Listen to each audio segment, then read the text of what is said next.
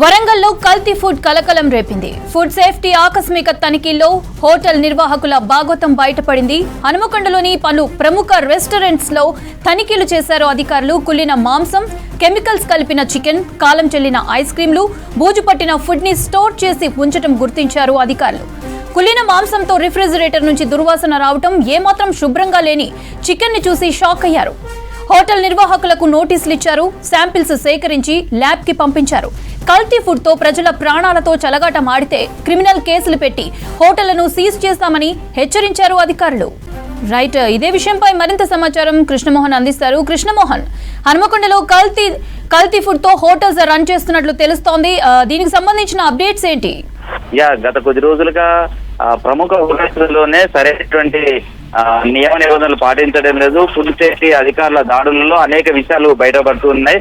తాజాగా మరొకసారి అలాంటి పరిస్థితే కనిపిస్తుంది. వరంగల్, హన్మకొండ, ఇటు కాజీపేట ట్రై సిటీలో కూడా తెలంగాణ రాష్ట్ర food safety task force team దాడులు నిర్వహిస్తుంది. అందులో భాగంగానే హన్మకొండలో ఉన్నటువంటి 2 రెస్టారెంట్లలో ఈ దాడులు నిర్వహించారు.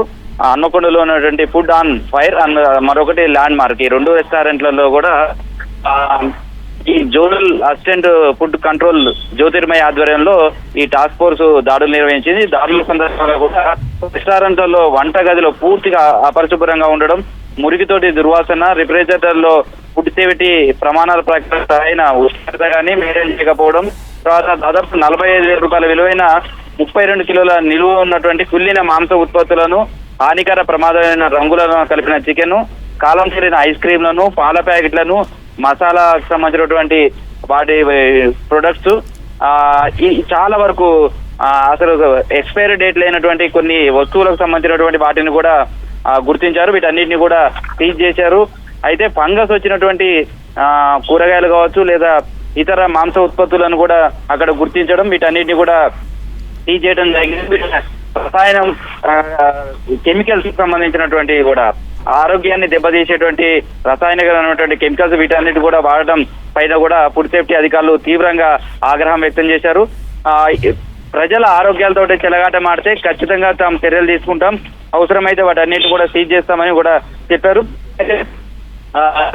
ఈ మేరకు వాళ్ళకు నోటీసులు ఇవ్వడంతో పాటు కల్తీ ఫుడ్ అనేది సంబంధించినటువంటి ఏదైతే ఉందో అది నిర్ధారణ అయితే ఈ చర్యలు తీవ్ర స్థాయిలో తీసుకుంటామని చెప్పారు. ప్రజారోగ్యకరమైనటువంటి అంశాల పట్ల మాత్రం చాలా సీరియస్ గా ప్రభుత్వం వ్యవహరిస్తుంది. అందులో భాగంగానే ఈ దాడులను కూడా నిర్వహిస్తున్నామని చెప్పారు.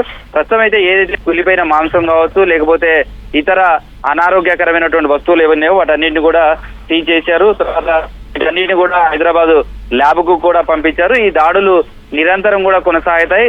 ఆ హోటల్స్లలో కూడా ఏవైతే ప్రమాణాలు ఇచ్చామో వాటి అనుగుణంగానే మాత్రమే వినియోగదారులకు ఫుడ్ సప్లై చేయాల్సి ఉంటుంది. ఎక్కడైనా కానీ వాళ్ళ ఆరోగ్యంతో చెలగాటమాడే పరిస్థితి కనుక వస్తే మాత్రం ఖచ్చితంగా చట్టపరమైన చర్యలు తీసుకుంటామనేది చెప్తున్నారు. ఈ దాడులు ఇంకా కంటిన్యూ చేస్తాం. ప్రతి హోటల్ మీద కూడా విజిట్ చేయటం, అక్కడ ఉన్నటువంటి ప్రమాణాలపై ఉన్నటువంటి ఫుడ్ ఉందా లేదా ఎట్లా హోటల్స్ మెయింటైన్ చేస్తున్నారు అనేది మీద కూడా ప్రత్యేక దృష్టి సారిస్తామంటూ కూడా ఫుడ్ సేఫ్టీ కంట్రోల్ టీమ్స్ చెప్తున్నాయి.